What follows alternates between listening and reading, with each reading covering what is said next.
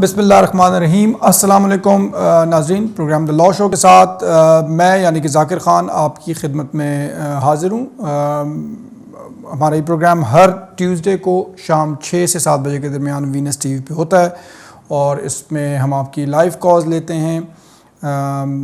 Screen पे हमारा studio का नंबर जो है वो आ रहा है, इसी नंबर पे आप कॉल करके मुझसे बात कर सकते हैं। आपको किसी किस्म का कोई कानूनी मसला है यूके में रहते हुए, तो मैं कोशिश करूँगा कि जब आप कॉल करते हैं तो मैं आपको गाइड कर सकूं। लेकिन ये जो प्रोग्राम होता है इसमें हम आपकी जो प्रॉब्लम्स या लीगल इश्यूज़ हैं वो बहुत डिटेल में डिस्कस नहीं कर सकते। इसलिए मैं हमेशा ये कहता हूँ कि किसी कन्फ्यूजन से बचने से बेहतर ये है कि कोई भी अपने केस से रिलेटेड कोई भी अगला स्टेप उठाने से पहले किसी वकील के पास जाके अपना केस डिटेल में ज़रूर डिस्कस कर लिया करें। उसके अलावा नाज़रीन अपना सवाल मुख्तसर और एक तक महदूद रखें। मेरी कोशिश होती है कि ज़्यादा से ज़्यादा इस प्रोग्राम में कॉल्स लें, तो अपना सवाल मुख्तसर और एक तक महदूद रखें। नाज़रीन बग़ैर कोई वक्त ज़ाया किए हुए हम प्रोग्राम का आगाज़ अपने पहले कॉलर से करते हैं। हेलो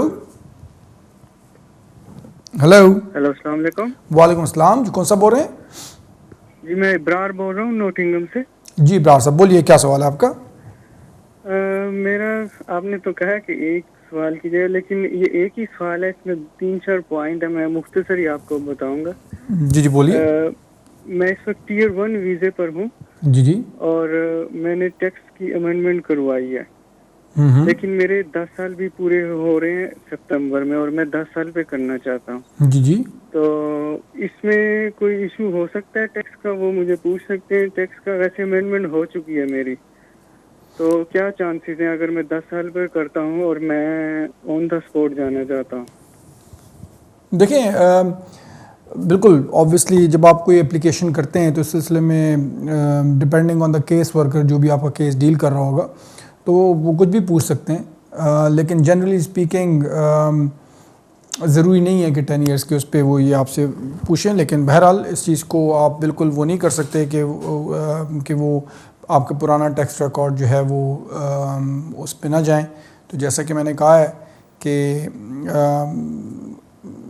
ठीक है, आप 10 इयर्स के बेसिस पे जाना चाहते हैं तो अच्छी बात है, लेकिन इस आपसे बिल्कुल पूछगछ की जा सकती है कि अगर आपने पहले टैक्स दिया था तो क्यों कम दिया था फॉर एग्ज़ाम्पल, और उस बेसिस पे जो पॉइंट्स लिए थे वो ज़्यादा लिए थे अगर ऐसे टियर 1 की बेसिस पे। अगर आपने अभी अमेंडमेंट कर ली हुई है तो एज़ लॉन्ग एज़ आपके पास उसकी जस्टिफिकेशन हो, आप एक्सप्लेन कर सकें, तो इंशाल्लाह होपफुली कोई मसला नहीं होगा। बहुत शुक्रिया। नेक्स्ट कॉलर की तरफ चलते हैं। Hello hello. Hello. Hi. Yes hi. Yeah, I'm on the queue for the. I want to call. Your call is through. You can talk. My name is Zakir Khan. I'm the solicitor. Hi, my name is Nadeem. Okay. और मेरा sir सवाल ये है कि जी जी। मैंने spouse visa dependent हूँ European की, और मेरे यहाँ पे यूके पे आए हुए मुझे 6ठा साल है। अच्छा। और मेरी शादी को 3 साल हो गए हैं शादी को, और वीज़े को भी 3 साल नहीं हुए। तो क्या मैं मतलब अपने डिपेंडेंट पे अप्लाई कर सकता हूँ अभी?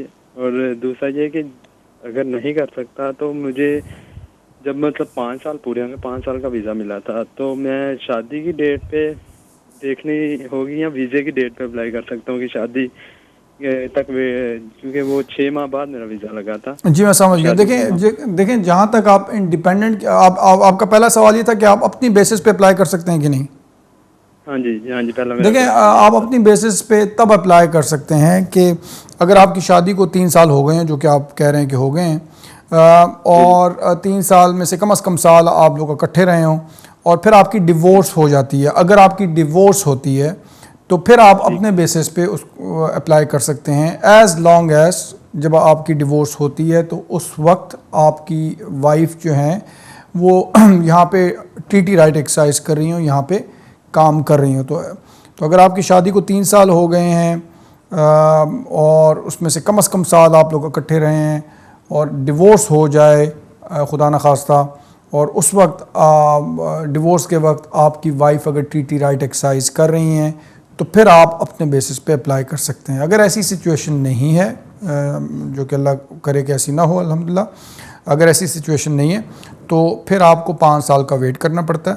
और 5 साल जब आपकी शादी हुई थी ना, एज़ लॉन्ग एज़ शादी की डेट से अगर आपके पास प्रूफ है कि आप लोग इकट्ठे रह रहे हैं, और शादी की डेट से आपके पास अगर प्रूफ है कि आपकी वाइफ यहाँ पे ट्रीटी राइट एक्सरसाइज कर रही थी, यानी कि काम कर रही थी उस वक्त से, और 5 साल से वो ट्रीटी राइट एक्सरसाइज कर रही हैं, तो फिर जो है तो शादी की डेट से आप अपनी परमानेंट रेजिडेंस के लिए, मतलब शादी की डेट से 5 साल बाद आप अपने परमानेंट रेजिडेंस के लिए अप्लाई कर सकते हैं। उम्मीद करता हूं कि आपको आपके सवाल का जवाब मिल गया होगा। बहुत शुक्रिया। नेक्स्ट कॉलर की तरफ चलते हैं। Hello. Hello. Yes hello. Hi, मैंने जी जी स्पाउस वीजा एक्सटेंशन के रिलेटेड क्वेश्चन पूछना था। जी बिल्कुल पूछें। मेरे husband he's been here for 2.5 years, 2.5 year उनका वीजा एंड हो रहा है, और we need to apply जो अगला 2.5 year एक्सटेंशन के लिए। और मैंने ये फाइनेंशियल रिक्वायरमेंट के बारे में पूछना था। We were both self employed. मैं 2015 दिसंबर 2015 से सेल्फ एम्प्लॉयड हूँ, एंड वो जनवरी 2016 से सेल्फ एम्प्लॉयड हैं। एंड इस ये जो फाइनेंशियल ईयर गुजरा है, एंड ऑफ अप्रैल 2016, हम दोनों की अर्निंग 19,000 थी टुगेदर। और अब हमने सितंबर में उनका 12 सितंबर को एक्सपायर हो रहा है उनका वीजा, तो हमने फर्दर 2.5 ईयर का एक्सटेंशन अप्लाई करना है। तो मेरा क्वेश्चन ये था कि कितनी देर के लिए हमें सेल्फ एम्प्लॉयमेंट होना चाहिए, मतलब 12 मंथ्स इकट्ठे का होना लाजमी है, या एज लॉन्ग एज हमने 18,600। देखिए, एज लॉन्ग एज जो आपका लास्ट फाइनेंशियल ईयर है, तो उसमें आपकी आमतौर पे तो 2 इयर्स का मांगते हैं ना, कि 2 इयर्स जो है वो लास्ट 2 इयर्स का, और उसमें फिर वो जो एवरेज होता है कि उतना होना चाहिए। लेकिन अगर वो नहीं है सिचुएशन, अगर आप पहले एम्प्लॉयड थी या जिस बेसिस पे उनको वीज़ा मिला था और फिर अब सेल्फ़ एम्प्लॉयड होगी, तो अगर आप सेल्फ़ एम्प्लॉयड दोनों लास्ट 1 ईयर का एटलीस्ट अगर है तो उसको कंसिडर कर सकते हैं। लास्ट 1 ईयर का मतलब ये कि अप्रैल 2016 तक जो अर्निंग थी वो अगर दोनों की 18,600 से ज़्यादा है तो उसको जो है होम ऑफिस कंसिडर कर सकता है। उम्मीद करता हूँ कि आपको आपके सवाल का जवाब मिल गया होगा। बहुत शुक्रिया। नेक्स्ट कॉलर की तरफ चलते हैं। हेलो। हेलो, अस्सलाम वालेकुम सर। जी वालेकुम अस्सलाम। जी कौन सा बोल रहे हैं और क्या सवाल है आपका? मैं ग्लासकोट से रजा बात कर रहा हूँ सर। मैंने एंटरप्रेन्योर के लिए एक्सटेंशन के लिए सर एप्लीकेशन डाल रखी है जी। तो अभी 2 महीने हो गए सर, अभी तक कोई जवाब नहीं आया। तो सर एक मेरा सवाल था कि जो मेंटेनेंस मैंने रखे हुए मैं वो यूज़ कर सकता हूँ, और ये सर कब तक इसका जवाब आएगा सर? कोई इसकी क्या रेशियो कामयाबी की सर वो बता सकते हैं? देखें, पहली बात तो ये है कि 2 महीने हो गए हैं, अभी तक जवाब नहीं आया। तो आम तौर पे ऐसी एप्लीकेशंस जो हैं उसमें कम से कम 4 से 6 महीने का टाइम फ्रेम लग जाया करता है, तो इसमें कोई ऐसी परेशानी वाली बात नहीं है। जहाँ तक मेंटेनेंस का ताल्लुक़ है, जब आप एप्लीकेशन करते हैं तो उस वक्त आपको अगर मेंटेनेंस पूरा कर रहे हैं तो ठीक है, क्योंकि वो रिक्वायरमेंट ये है कि at the time of application आपकी मेंटेनेंस रिक्वायरमेंट पूरी होनी चाहिए।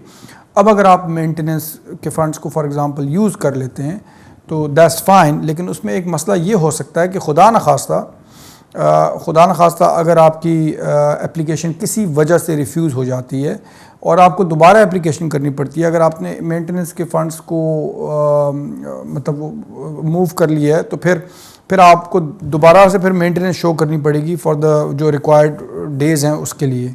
तो ये आप ज़रूर चेक कर लीजिएगा कि तो इसलिए आमतौर पे लोग मेंटेनेंस के फ़ंड्स को हटाते नहीं हैं, ताकि कोई अगर खुदा न खास्ता किसी वजह से एप्लीकेशन रिफ्यूज़ हो जाती है तो कोई मेंटेनेंस का कोई इशू फिर दोबारा ना आए दोबारा नई एप्लीकेशन में।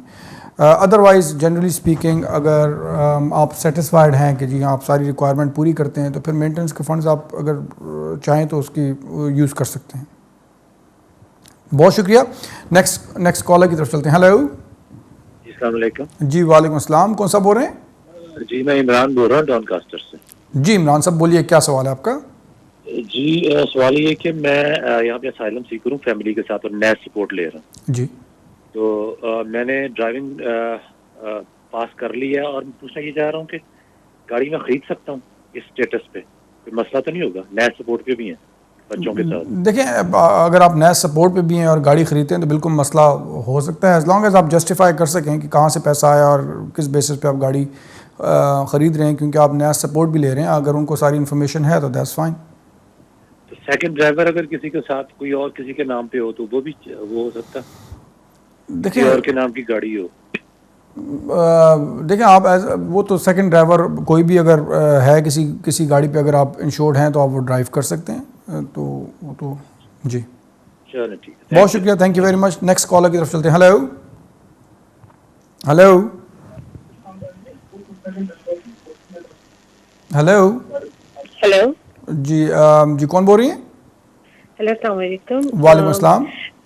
मुझे आपसे पूछना था, मैं एक्चुअली टियर 1 एंटरप्रेन्योर वीजा पे हूँ और मेरे साथ मेरे हस्बैंड और मेरा बेटा डिपेंडेंट है, बट बहुत ज़्यादा डोमेस्टिक वायलेंस की वजह से मुझे मेरे हस्बैंड की complain, in fact police involve complain करनी पड़ी और वो उनको ले गई था। अब मैं नहीं चाहती कि वो यहाँ रहे मेरे साथ, और मैं चाहती हूँ मैं अपना वीज़ा उनका डिपेंडेंट कैंसिल करा दूँ, बट वो कहते हैं कि अगर हेलो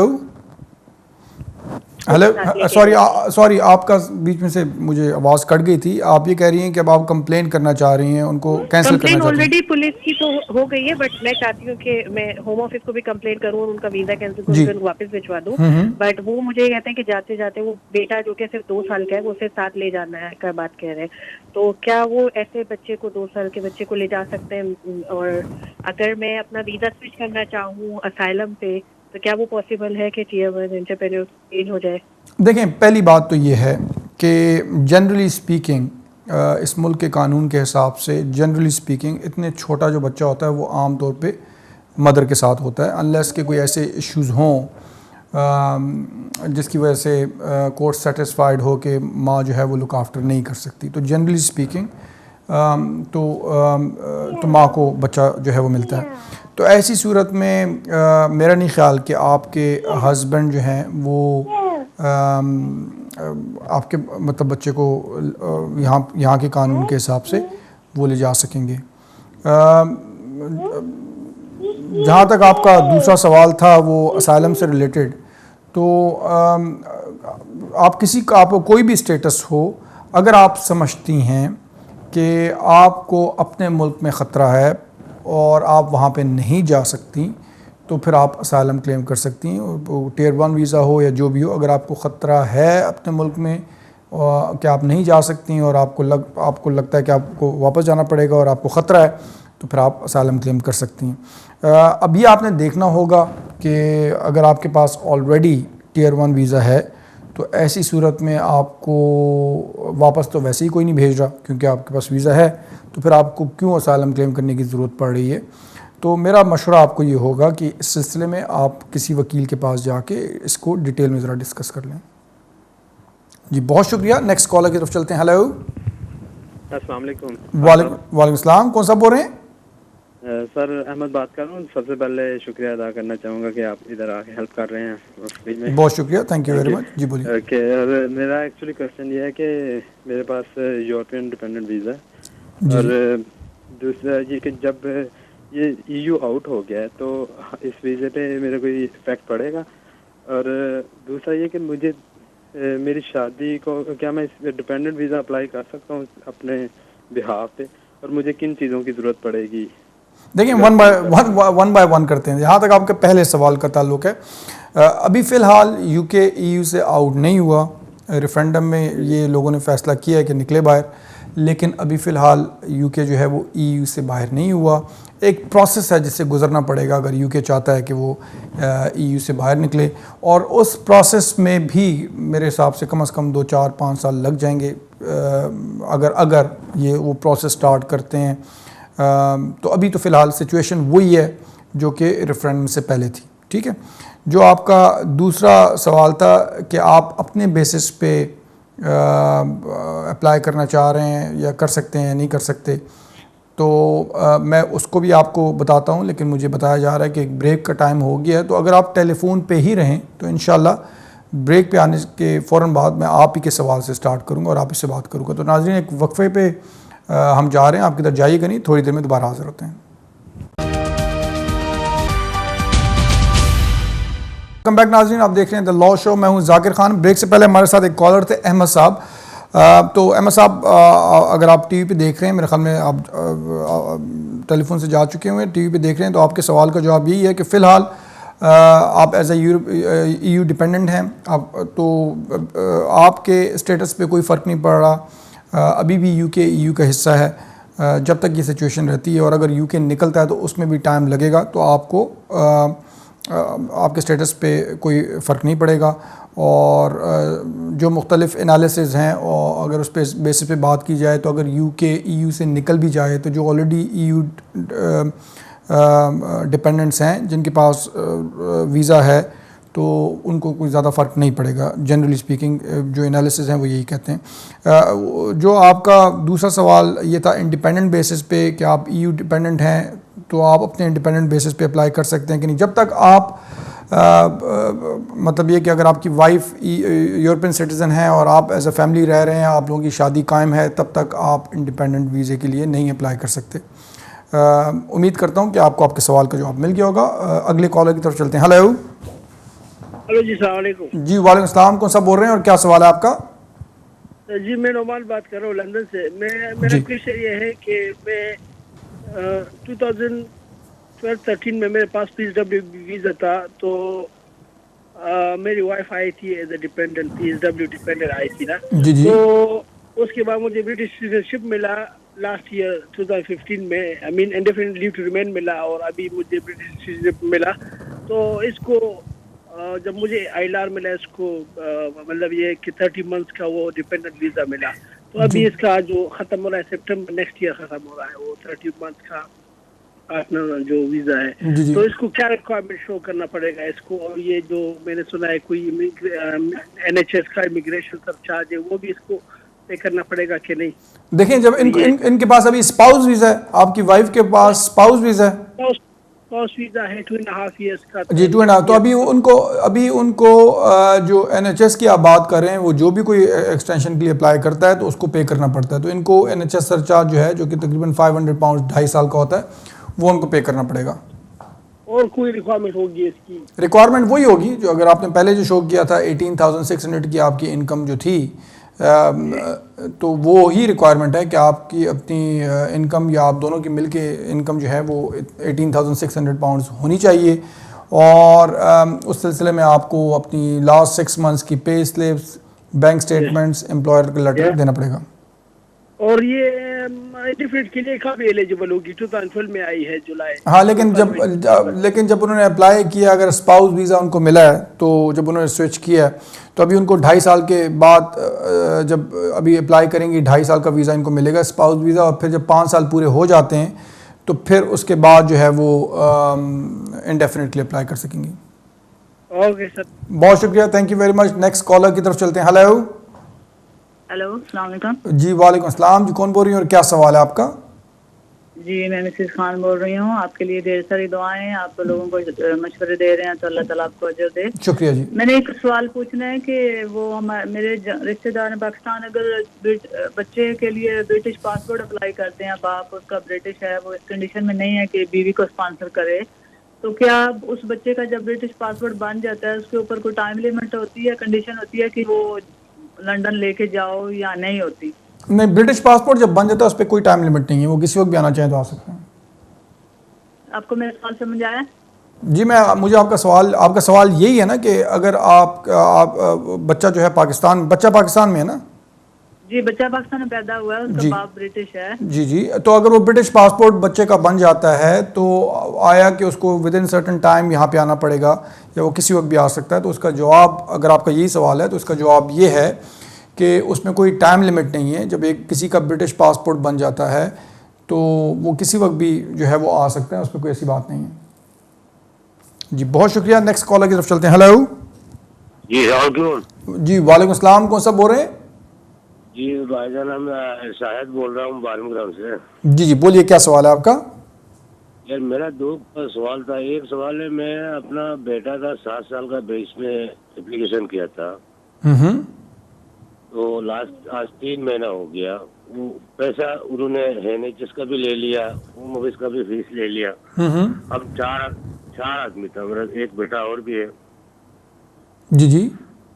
तो अभी मेरे को कोई लेटर वेटर नहीं आ रहा है, क्या हुआ क्या? देखें अभी आपके जैसे आप बता रहे हैं कि आपका NHS का भी पैसा ले लिया, आपके बायोमेट्रिक्स भी हो गए होंगे, तो नहीं हुआ। नहीं हुआ? नहीं हुआ। अच्छा, अगर नहीं हुआ मैं जा रहा हूँ एवरी 2 महीने में जी, साइनअप पे जा रहा हूँ एवरी 2 महीने के बाद। हाँ, लेकिन आपकी जो होम ऑफिस की फीस वगैरह और NHS वो चार्ज उन्होंने ले लिया ना होम ऑफिस ने? जी जी जी जी। हाँ, तो जब आप ऐसी एप्लीकेशन करते हैं तो आमतौर पे 4 से 6 महीने का टाइम लग जाया करता है, तो कोई ऐसी परेशानी वाली बात नहीं है। अभी आप थोड़ा सा वेट करें तो इंशाल्लाह जल्दी फैसला भी आ जाएगा। आपके बायोमेट्रिक पहले आएंगे, फिर लेटर, और फिर उसके बाद फैसला आ जाएगा। बहुत शुक्रिया, thank you very much. Next caller की तरफ चलते हैं। हेलो हेलो हेलो जी, हेलो हेलो, अस्सलाम वालेकुम। वालेकुम अस्सलाम, कौन सा बोल रहे हैं? जी, मैं अली बात कर रहा हूँ। जाकिर खान साहब से बात हो सकती है? जी जी, बोल रहा हूँ, जाकिर बोल रहा हूँ जी। अली साहब बोलिए, क्या सवाल है आपका? हाँ, सवाल ये है कि मैं Tier 1 जर्नल पे हूँ और अभी मैं 2 वीक बाद इंडेफिनिट के लिए अप्लाई कर रहा हूँ, और मेरे साथ मेरी स्पाउस ने ज्वाइन किया है, उसको 4 महीने हुए हैं इधर Tier 1 स्पॉन्सर पे। तो वो मैं ये कह रहा हूँ कि वो क्या मैं अगर विंडो सर्विस पे जाऊँ और उसकी एप्लीकेशन में पोस्टल फॉर्म पे भेजूँ वो पोस्टल सर्विस पे, तो ऐसा हो सकता है या दोनों के साथ ही अप्लाई कर? बिल्कुल हो सकता है, लेकिन आपकी वाइफ का वीज़ा उतना ही होगा जितना आपके पास वीज़ा है ना? हाँ हाँ, वो मेरा उसकी वो 1 सितंबर को खत्म हो रहा है। जी जी। और आपका और you know with in 28 days में वो जा रहा हूँ, वो क्या इसको बोलते हैं, विंडो सर्विस। तो मुझे इंडेफिनिट मिलेगा या क्या उसको वो क्या इसको बोल, या दोनों को साथ ही अप्लाई करनी होगी, या मैं पहले अप्लाई कर लूँ विंडो सर्विस पे और उसकी पोस्टल एप्लीकेशन भेजूँ फिर?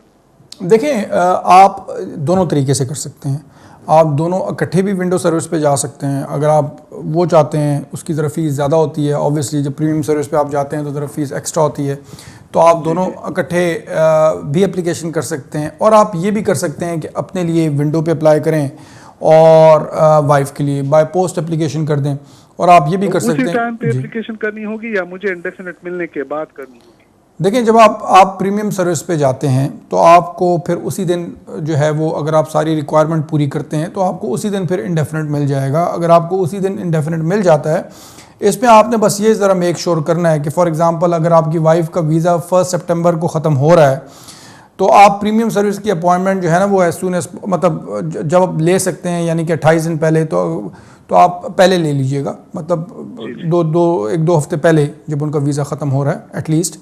तो जब आपको मिल जाएगा ना, तो आप अभी उस वक्त तक आपकी वाइफ का वीज़ा टाइम होगा, तो फिर आप इस दौरान वीज़ा ख़त्म होने से पहले, वाइफ की वीज़ा ख़त्म होने से पहले आप बाय पोस्ट एप्लीकेशन कर सकते हैं। बस ये मेक श्योर कीजिएगा कि वीज़ा जो है वो रहे, वीज़ा ख़त्म ना हो वाइफ का। और उसकी वो A2 की टेस्ट जो है वो दे रही है, तो वो लाइक वो कंपलसरी होगा उसके साथ भेजना? A1 जी जी, थैंक यू वेरी मच। ठीक है जी, बहुत शुक्रिया, thank you very much. Next caller की तरफ चलते हैं। हेलो हेलो हेलो जी, हेलो जाकिर खान बोल रहे हैं? जी, वालेकुम अस्सलाम जी, जाकिर बोल रहा हूँ जी। कौन बोल रही हैं और क्या सवाल है आपका? मैं जबिन बोल रही हूँ कैंट से। जी जी, बोलिए, कैसी हैं आप और क्या सवाल है आपका? जी, मेरे हस्बैंड को ना यहाँ 11 साल हो गए हैं और उनको ना भी यहाँ काम करने के लिए मना कर दिया है। उनको 11 अपील भी हमारी रिफ्यूज हो गई। उनको 11 साल हो गए, तो उनका क्या मतलब, क्या मना कर दिया काम करने से? क्या उनका पहले क्या स्टेटस था और क्या सिचुएशन चल रही है? ये हम लोगों ने 2012 में अपील डाली थी ह्यूमन राइट्स के बेस पे ना, एप्लीकेशन डाली थी। ये एप्लीकेशन डाली थी हमारी पहले वो 2015 में थी अपील हम लोगों की, वो रिफ्यूज हो गई है। फिर दोबारा डाली थी, फिर वो भी रिफ्यूज हो गई हम लोगों की भी। अभी आया 3-4 दिन पहले थी। तो आप दोनों का एक ही स्टेटस है ना? जिसमें आपने कहा कि मेरे हस्बैंड को रिफ्यूज कर दिया, तो इसका मतलब कि आप अपने हस्बैंड की एप्लीकेशन पे डिपेंडेंट हैं, आप भी एप्लीकेशन में हैं जी। तो और जी, मेरे बेटे को भी यहाँ 7 साल होने वाले हैं, मेरे को यहाँ 9 साल हो गए। अच्छा, तो अभी आप आपके बेटे को 7 साल कब हो जाएंगे? जी, नेक्स्ट ईयर हो जाएंगे, मार्च में ना। जी जी, अभी आपकी जो एप्लीकेशन है वो रिफ्यूज़ हो गई हुई है? जी, रिफ्यूज हो गई। और उसमें कोई अपील का राइट मिला है या नहीं मिला, या क्या सिचुएशन है? नहीं, अभी कोई अपील का राइट नहीं मिला। हम वकील ने भी अपील डाली है हम लोगों की दोबारा ना। अपील अभी पता नहीं क्या डाली है जी, ऑफिस के लिए गया हुआ है अभी लेटर। अच्छा, तो अगर कुछ डाला हुआ है, अपील की हुई है, या अगर अपील का राइट नहीं मिला, मुझे लगता नहीं है कि मिला होगा, क्योंकि पहले भी आपकी अपील रिफ्यूज़ हो चुकी है, तो शायद ना मिला हो। अगर अपील तो शायद हो सकता है आपके वकील ने जुडिशल रिव्यू की एप्लीकेशन डाली हो। तो जो भी अभी डाला हुआ है एप्लीकेशन, तो फ़िलहाल उसको आपको ज़्यादा छेड़ने की ज़रूरत नहीं है, उस पर वेट करें और कोशिश करें कि एटलीस्ट जो 7 साल का जो आपका बच्चा जो है उसका टाइम इस दौरान पूरा अगर हो जाए, तो फिर जब वो पूरा हो जाता है तो फिर नई एप्लीकेशन डालें। लेकिन अभी जैसे कि मैंने कहा है कि अगर कोई एप्लीकेशन की हुई है, मतलब उस डिसीजन को जो होम ऑफिस ने दिया, अगर आपने उसको चैलेंज किया हुआ है, तो फिर फ़िलहाल आपको ज़्यादा उसको पुश करने की ज़रूरत नहीं है। फ़िलहाल डिसीजन का वेट करें कि क्या अगला डिसीजन आता है, और इस दौरान अगर आपके बच्चे को 7 साल पूरे हो जाते हैं तो फिर एक नई एप्लीकेशन कर दीजिए। अगर आप चाहें तो डिटेल में किसी वकील के पास जाके भी इसको डिस्कस कर लें। बहुत शुक्रिया। नेक्स्ट कॉलर की तरफ चलते हैं। हेलो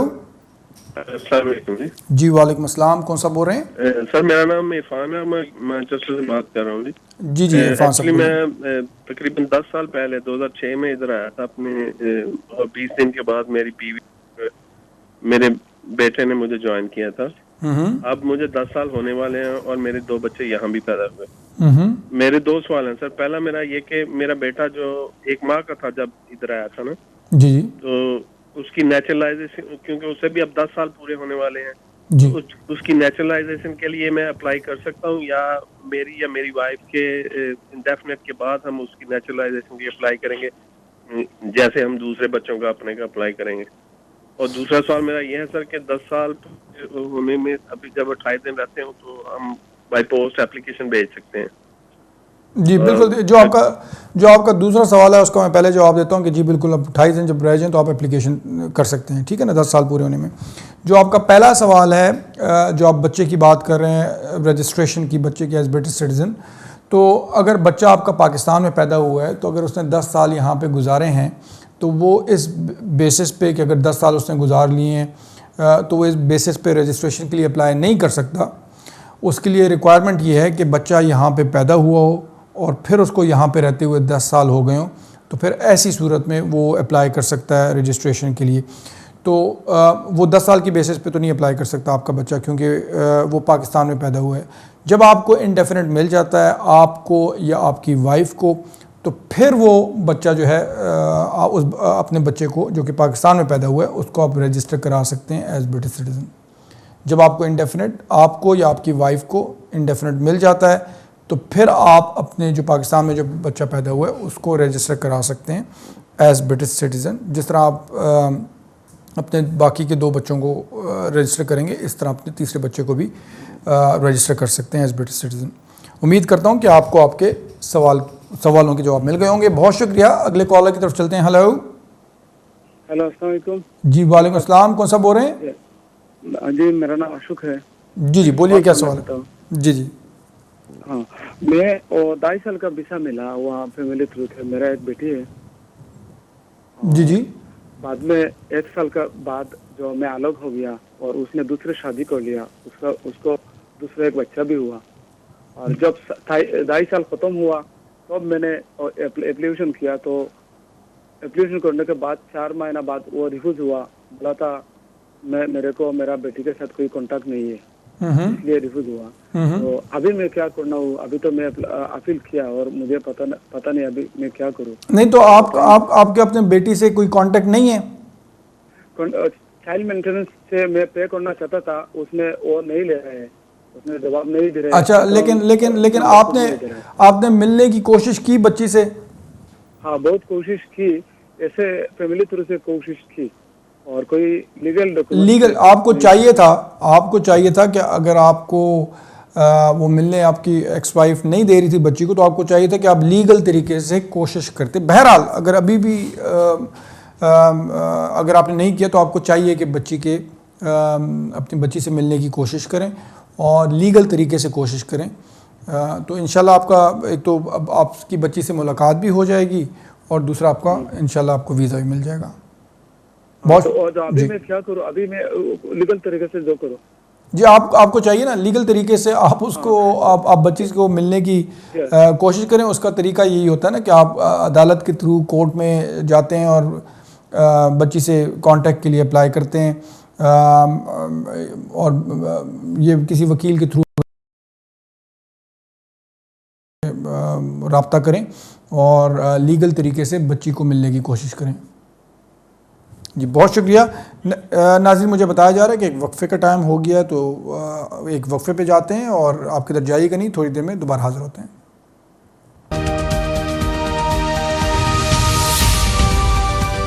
वेलकम बैक व्यूअर्स, आप देख रहे हैं द लॉ शो। मैं हूं जाकिर खान। ब्रेक से पहले हम कॉल्स ले रहे थे, उसी सिलसिले को आगे बढ़ाते हैं, अपने अगले कॉलर की तरफ चलते हैं। हेलो। हेलो जी। जी हेलो। हाँ जी नमस्कार जी। जी नमस्कार जी, कौन बोल रही हैं और क्या सवाल है आपका? हाँ मेरा सवाल है ऐसे है भी बेटा मेरा जॉब करता था ते हो गए 3-4 महीने जॉब छोड़े को। जी जी। तो पहला 1 साल काम किया उसने, तो राहदारी बना के भेजनी है बेटे नूं ते भी वो चल सकती है पे स्लिपां जड़ियां पिछलियां सीगियां 6 महीने? नहीं, अभी 3-4 महीने हो गए हैं काम छोड़े हुए। हाँ जी हाँ जी। नहीं तो उनको पिछले 6 महीने की भेजनी होती है ना, तो 3-4 महीने अगर हो गए हैं तो फिर वो टाइम निकल गया ना, अभी नहीं भिजवा सकते। वो नहीं चलेंगी? नहीं वो नहीं चलेंगी। अच्छा जी जी। उधर से जिसको राहदारी भेजनी है जी जी, कौन कौन से कागज लगेंगे उधर से? देखिए उधर से तो यही होता है ना कि नहीं मतलब उन्होंने वो शादी कर रहे हैं या क्या? नहीं शादी टूरिस्ट वीजे से बुलाना उन्होंने। अच्छा, टूरिस्ट वीज़े के लिए बुलाना है। तो अगर वो जो भी आ रहे हैं यहाँ पे उनको एक तो वहाँ का जो वहाँ पे वो काम करते हैं या जो भी उनकी सिचुएशन है वहाँ के, उस सिलसिले में कागजात देने होंगे कि वो वहाँ पे कितने स्ट्रॉन्ग अपने मुल्क में उनके कनेक्शंस हैं, फैमिली कितनी है, उनके डॉक्यूमेंट्स वगैरह वो सारा कुछ लगाना होगा। और अगर वो ख़ुद ही सारा कुछ ख़र्चा उठाएंगे यहाँ पे आने का भी, यहाँ पे भी ख़र्चे का, तो उनको अपनी बैंक स्टेटमेंट्स वगैरह वो सारी चीज़ें देनी होंगी। बैंक स्टेटमेंट कितनी चाहिए उधर से? देखें वो तो डिपेंड करता है ना कि वो कितने अरसे के लिए आएंगे, और उस अरसे में जो यहाँ पे आते हैं तो अपने रहने सहने का, खाने पीने का अगर ख़ुद सारा करना है तो उस हिसाब से जो टिकट वगैरह का अगर ख़ुद करना है तो उस हिसाब से वो बैंक स्टेटमेंट्स हो ना। और उनको जैसा कि मैंने कहा खाली बैंक स्टेटमेंट की बात नहीं होती, उनको जो आ रहे हैं उनको ये भी प्रूव करना होगा कि उनका अपने मुल्क में कितने स्ट्रॉन्ग कनेक्शंस हैं, वो क्यों जाके वापस आएंगे। क्योंकि अगर जो वीज़ा ऑफिसर है उनको ये लगे कि ये तो यहाँ पे सेटल्ड ही इतना स्ट्रॉन्ग नहीं है, इनकी कोई फैमिली नहीं है, कोई बिज़नेस नहीं है, कोई काम शाम नहीं है, तो ये इधर आके वापस नहीं जाएंगे, तो फिर वो वीज़ा नहीं देते। जी बहुत शुक्रिया। नेक्स्ट कॉलर की तरफ चलते हैं। हेलो। जी वालेकुम अस्सलाम, कौन सा बोल रहे हैं? जी आबिद बोल रहा हूँ लंदन से। मेरा क्वेश्चन ये है कि मैंने इस कंट्री में एंट्री मेरी 2005 में हुई थी और 11 साल मुझे हो गए तकरीबन। मुझे पहले मैं स्टूडेंट पे रहा, उसके बाद PSW पे, लेकिन लीगल स्टे है विदाउट ब्रेक। अभी मैं एंटरप्रेन्योर वीज़ा पे हूँ जो कि दिसंबर में एक्सपायर हो रहा है। तो क्वेश्चन मेरा ये है कि ऑल्दो मुझे 10 साल हो गए, अभी 11वां साल भी तकरीबन हो चुका हुआ है, मैं इसलिए इंडेफिनेट के लिए नहीं जा सका कि मेरी किसी के हेल्प से मेरी कंपनी फॉर्मेशन हुई थी और सारा कुछ समहाउ मुझे डायरेक्टरशिप से निकाल दिया गया है। कुछ 10 साल जब जैसे मेरे हुए तो मुझे डायरेक्टरशिप से निकाल दिया गया। तो एक तो प्रॉब्लम ये है कि मैं डायरेक्टर नहीं हूँ एट द मोमेंट। सेकेंडली मेरी ऑब्वियसली यहाँ अपनी एक्सपेंसेस को कैरी ऑन करने के लिए मैं नेशनल इंश्योरेंस पे जॉब करता रहा, इस बिलीव पे कि शायद 10 साल होंगे तो अप्लाई करूँगा तो कोई प्रॉब्लम नहीं होगा और जब मेरा इंडेफिनेट हो जाएगा तो ऑल विल बी ओके। अभी पोजीशन ये है, क्वेश्चन ये है कि अब मैं क्या अप्लाई करता हूँ तो डिसेप्शन तो नहीं लगा देंगे? मेरी वाइफ मेरी डिपेंडेंट है और मेरे 2 बच्चे भी हम मेरी डिपेंडेंट। तो आपका इशू बेसिकली तो यही है ना कि आप चूँकि जॉब करते रहे हैं तो उस वजह से कोई प्रॉब्लम ना हो अगर आप 10 साल की बेसिस पे अप्लाई करते हैं ना। जी वन थिंग, और सेकेंडली ये कि मतलब नेशनल इंश्योरेंस पे मेरी जॉब रही और मेरी डायरेक्टरशिप भी नहीं है। देखें पहली बात तो ये है कि जो आपकी डायरेक्टर, जब आप 10 इयर्स की बेसिस पे जाते हैं ना, तो उन्होंने ये तो नहीं देखना कि आप डायरेक्टर हैं या किसी वजह से आप निकल गए। उन्होंने तो आपके 10 इयर्स की बेसिस पे देखना है कि आप 10 साल तक यहाँ पे लीगली रहे हैं कि नहीं। लेकिन वो ये भी देखेंगे होम ऑफिस कि आपने 10 साल में कोई इमिग्रेशन कंडीशंस वगैरह कोई ब्रीच तो नहीं की। जब आपके पास ये एंटरप्रेन्योर वीज़ा होता है तो उसमें आप किधर काम नहीं कर सकते। मसला ये है कि चूँकि आपने मुझे बताया है कि आपने अपने नेशनल इंश्योरेंस पे आपने काम किया है, तो ये एक ऐसी चीज़ है कि जिसको ऑब्वियसली होम ऑफिस चेक कर सकते हैं। और अगर आप उनको पता चलता है कि आपने काम किया है जबकि आपके काम अलाउड नहीं थे, मतलब इस तरह एम्प्लॉय होना, तो वो इस चीज़ की बेसिस पे आपको आपका वीज़ा रिफ्यूज़ कर सकते हैं। अब इसमें डिसेप्शन की कोई बात नहीं है, ये डिसेप्शन के उसमें मेरे ख़्याल में तो नहीं आता, और मेरा नहीं ख्याल कि वो आप पे डिसेप्शन लगाएंगे। लेकिन बहरहाल इस वजह से आपका केस रिफ्यूज़ किया जा सकता है। तो मेरा मशवरा यही है कि आप किसी वकील के पास जाके डिटेल में जो है इसको डिस्कस करके, और बेहतर है किसी वकील के थ्रू प्रॉपरली एप्लीकेशन करें जो भी आपकी रेलेवेंट बनती है। उम्मीद करता हूँ कि आपको आपके सवाल का जवाब मिल गया होगा। बहुत शुक्रिया। अगले कॉलर की तरफ चलते हैं। Hello hello hello hello. अस्सलाम वालेकुम। जी वालेकुम अस्सलाम। जी कौन बोल रही हैं और क्या सवाल है आपका? मैं मिसेज अली बात कर रही हूँ। जी जी। मुझे आपसे पूछना था कि मुझे 2014 में मिला था वीज़ा, असाइलम सीकर थी ना मैं, तो रिफ्यूजी लीव टू रिमेन ने मुझे दिया था 2014 में। 14 में जी जी। तो अब लास्ट ईयर मेरी बेबी हुआ था, वो 1 ईयर की है। जी जी। तो उसके लिए अब मैं ट्रैवल करना चाह रही हूँ, तो उसके लिए मुझे होम ऑफिस दोबारा उसका वीज़ा अप्लाई करना पड़ेगा या मैं वैसे ही ट्रैवल डॉक्यूमेंट बनवा सकती हूँ? नहीं, आप वैसे ही ट्रैवल डॉक्यूमेंट तो नहीं बना सकती, आपको उसके लिए वीज़ा अप्लाई करना पड़ेगा एज आप अपने डिपेंडेंट के तौर पे। अच्छा, फिर उसके बाद ट्रैवल डॉक्यूमेंट बनेंगे? फिर उसके बाद ट्रैवल डॉक्यूमेंट बनेंगे। तो क्या वो वीज़ा मैं खुद सेंड कर सकती हूँ एप्लीकेशन के, मुझे किसी सिस्टर की हेल्प की ज़रूरत होगी? देखें, बिल्कुल कानूनी तौर पे तो आप ख़ुद कर सकती हैं, कोई इसमें कोई ऐसी बात नहीं है, लेकिन वो आप पे डिपेंड करता है कि आप कितनी कॉन्फिडेंट हैं कि आप ख़ुद कर सकती हैं कि नहीं। अगर आप समझती हैं कि आप कर सकती हैं तो ठीक है। बेहतर होता है कि ऐसी चीज़ों में किसी भी वकील का जो है वो सर्विसेज ले लें ताकि कोई किसी किस्म की कोई प्रॉब्लम ना हो। अच्छा, तो क्या मुझे लीगल एड मिलेगी इस पे कि ये फ्री वाले दूसरे मुझे पेड सोलिसिटर के पास जाना पड़ेगा? देखें, ये मैं आपको नहीं बता सकता हूँ। इसका बेहतर तरीका ये है कि आप किसी भी लीगल एड सोलिसिटर के पास चली जाएं जो लीगल एड में डील करते हैं। तो अगर वो आप मतलब उनकी क्राइटेरिया पे पूरा उतरेंगी तो फिर वो कर देंगी, अगर नहीं हुआ तो फिर आपको किसी मतलब प्राइवेटली वो करना पड़ेगा। लेकिन मैं इसमें नहीं बता सकता कि लीगल एड आपको मिलेगी कि नहीं। जी बहुत शुक्रिया। नेक्स्ट कॉलर की तरफ चलते हैं। बहुत शुक्रिया, अल्लाह हाफिज़। नेक्स्ट कॉलर की तरफ चलते हैं। हेलो हेलो हेलो, अस्सलाम वालेकुम। जी वालेकुम अस्सलाम। कौन सा बोल रहे हैं और क्या सवाल है आपका? जी हुसैन बोल रहा हूँ सर, लंदन से। जी सर, ये मुझे पता करना था आपसे कि तकरीबन यहाँ पे मुझे लंदन में, मैं फ्रेंच सिटीजन हूँ और 2 महीने हो गए डिक्लेयर काम कर रहा हूँ। तो अब जो यूरोपियन यूनियन से आपको पता है कि ये रेफरेंडम की वजह से आउट हो गए हैं यूके वाले, तो इसके मुझ पे क्या इफेक्ट हो सकते हैं कि ये बेहतर है कि मैं वापस चला जाऊं या यहाँ पे कंटिन्यू रहूं? और सेकंड मेरा आपसे सवाल ये था कि जो चाइल्ड बेनिफिट्स हैं वो तकरीबन मुझे 2 महीने हो गए, और कितना इंतजार करना पड़ेगा या कितना काम करना पड़ेगा चाइल्ड बेनिफिट्स के एलिजिबिलिटी के लिए? काइंडली बस ये 2 सवाल हैं, अगर आप इसके थोड़ा सा मुझे इन्फॉर्मेशन दे दीजिए। जी देखें, जहाँ तक आपका पहला सवाल है ना, वो बड़ा इंटरेस्टिंग है और हर कोई पूछता रहता है इंटरेस्टिंग इस हवाले से कि ये जो रेफरेंडम की वजह से क्या इम्प्लीकेशंस होंगी, क्या नहीं होगा। ये तो शायद अब इस वक्त यहाँ के बरतानवी वज़ीर-ए-आज़म से भी पूछें तो उसको भी सही तरह मालूम नहीं होगा कि होने क्या वाला है अंदर। लेकिन जो मेरी जो थोड़ी बहुत नॉलेज है और जो मैं एनालाइज कर रहा हूँ, तो मेरे ख्याल में पहली बात तो ये है कि अभी फ़िलहाल यूके जो है वो पार्ट ऑफ EU है। अगर निकलता भी है तो उसमें भी टाइम लगेगा ना। ये चीज़ ऐसी तो नहीं है कि एकदम से ये हो जाएगा। कोई किसी मतलब हस्बैंड और वाइफ में भी डिवोर्स होती है तो उसमें टाइम लगता है, उसमें इश्यूज होते हैं बड़े, तो ये तो एक बहुत बड़ा मसला है। तो इसमें टाइम लगेगा। अगर यूके निकलने की एप्लीकेशन करता है या वो जो भी प्रोसेस स्टार्ट करता है तो इस प्रोसेस में तकरीबन 2-4 साल तो वैसे ही लग जाएंगे।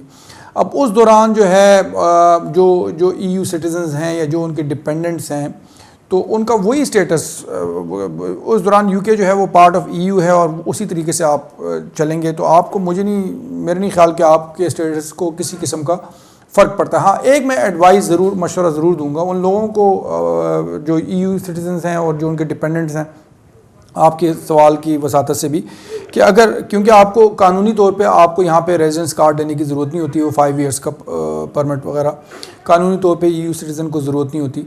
आपकी मर्ज़ी, अगर आप लेना चाहें तो ले लें। तो बेहतर ये है कि चूँकि हालात अनसर्टन हैं तो उसमें आप वो रेजिडेंस कार्ड या परमिट जो है उसको वो ले लें, वो 5 साल का होता है, ताकि कल को अगर खुदा न खास्ता जो भी सिचुएशन होती है, जिनके पास वो परमिट होगा, कार्ड होगा, तो उनको मेरे ख्याल में किसी किस्म की कोई प्रॉब्लम होगी। आपका यही सवाल था ना? जी। और सेकंड मैंने आपसे एक और सवाल किया था जी। सेकंड क्या था आपका? चाइल्ड बेनिफिट्स के लिए। अच्छा, चाइल्ड बेनिफिट जी, चाइल्ड बेनिफिट का जहाँ तक ताल्लुक है ना, तो वो आपको पता चलेगा जॉब सेंटर से कि कितना अरसा आपको यहाँ पे काम करने के बाद जो है वो आप एलिजिबल होते हैं, ये वही आपको बता सकेंगे, या बेनिफिट ऑफिस। ठीक है जी, बहुत शुक्रिया। नेक्स्ट कॉलर की तरफ चलते हैं। हेलो जी। हेलो जाकिर साहब जी, अभी मेरा आपसे बात हुई थी ना? जी, क्या बात हुई थी मेरी आपसे? जी, वो मेरे हस्बैंड को यहाँ पे 11 साल लग गए हैं, वो जो अपील डाली थी जी। वो मेरा हस्बैंड ये कब से काम स्टार्ट कर सकते हैं और ये 10 साल वाला केस डाल सकते हैं कि नहीं? देखें, अगर आपके हस्बैंड की अभी एप्लीकेशन कोई नहीं है, आपने वही असालम वगैरह किया हुआ था या क्या था? नहीं, असालम वगैरह नहीं, हमने ह्यूमन राइट्स बेस पे डाली। नहीं, तो उससे पहले कोई वीज़ा था आप लोगों के पास? जी हाँ, वर्क जहाँ पे करते थे उन लोगों ने वीज़ा दिया था हम लोगों को। कौन सा वीज़ा? वर्क करते थे ना उन लोगों ने दिया था, जहाँ पे काम करते ना वहाँ उन लोगों ने दिया था वीज़ा। तो आपके हस्बैंड के पास वर्क परमिट था? जी, वर्क परमिट भी खत्म हो गया था। अगर देखें, वो मैं ये पूछना चाह रहा था, अगर वीज़ा ख़त्म हो गया था उसके बाद ह्यूमन राइट्स की एप्लीकेशन की है, तो जब तक आपके हक में फ़ैसला नहीं होता, आपको और आपके हस्बैंड को वीज़ा नहीं मिलता, आपके हस्बैंड काम नहीं कर सकते। जी ठीक है जी, बहुत शुक्रिया, बहुत शुक्रिया, अल्लाह हाफ़िज़। नेक्स्ट कॉलर की तरफ चलते हैं। हेलो जी। हेलो, अस्सलाम वालेकुम जी। वालेकुम अस्सलाम जी, कौन बोल रही हैं और क्या सवाल है आपका? मैंने पूछना था कि मेरी मॉम को रेफ्यूजी स्टेटस मिला है ना, तो मेरे भाई का कोई स्टेटस नहीं है, तो मेरी मॉम की तबीयत वगैरह सही नहीं रहती। जब वो आए थे तो उन्हों के साथ ही आए थे, 2006 में आए थे, 2006 में आए थे, विजिटर आए थे, तो ओवरस्टेयर हो गए थे। तो अब उसका कोई स्टेटस नहीं है, तो हम उसको कैरर बनाएं या उसको ज्वाइन कर सकते हैं? देखिए, कैरर की तो बहुत मुश्किल है, उसमें तो वो नॉर्मली देते नहीं हैं, लेकिन ऑब्वियसली ह्यूमन राइट्स की बेसिस पे, प्राइवेट लाइफ की बेसिस पे, और इसमें इश्यूज आ सकते हैं आर्टिकल 8 के भी। मेरा मशवरा ये है जी, मैं उसी वाले से बात कर रहा हूँ। जी, हाँ, तो अगर वो डॉक्टर की तरफ से इस सिलसिले में कोई लेटर भी मिल जाता है जिसमें ये कंफर्मेशन हो कि जी उनको ज़रूरत है केयर की, आपके जो भाई हैं जो उनकी लुक आफ्टर करते हैं फुल, तो वो भी हेल्प कर सकती है ऐसी एप्लीकेशन में। तो मेरा मशवरा ये, एप्लीकेशन कौन सी वाली बेस्ट रहेगी, रीयूनाइटेड वाली या ये कैरियर वाली? ये नहीं, ये रीयूनाइटेड तो नहीं होगी, ये आर्टिकल 8 की बेसिस पे ये एप्लीकेशन होगी, प्राइवेट फैमिली लाइफ की बेसिस पे। मेरा मशवरा है किसी वकील के पास जाके आप अपने भाई को बोलें, डिटेल में डिस्कस कर लें। ठीक है जी, बहुत शुक्रिया। नेक्स्ट कॉलर की तरफ चलते हैं। हेलो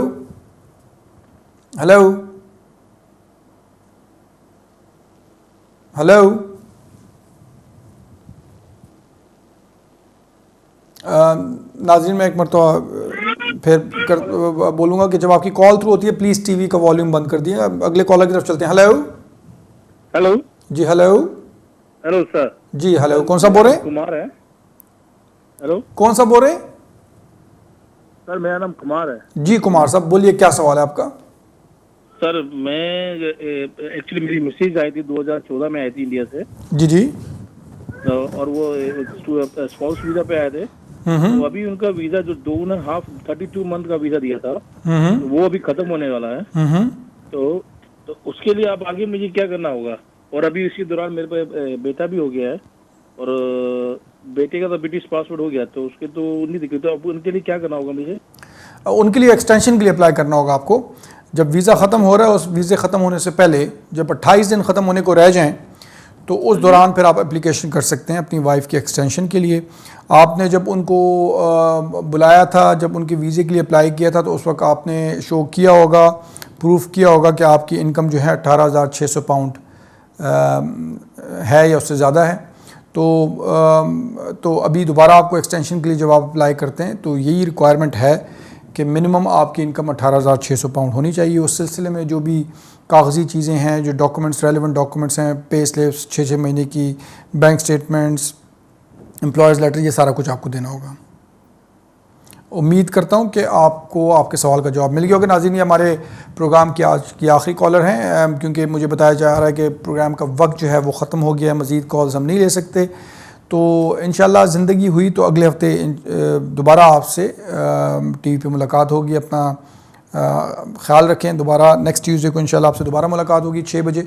अपना ख्याल रखें, दुआ में याद रखें। बहुत बहुत शुक्रिया। अल्लाह हाफ़िज़।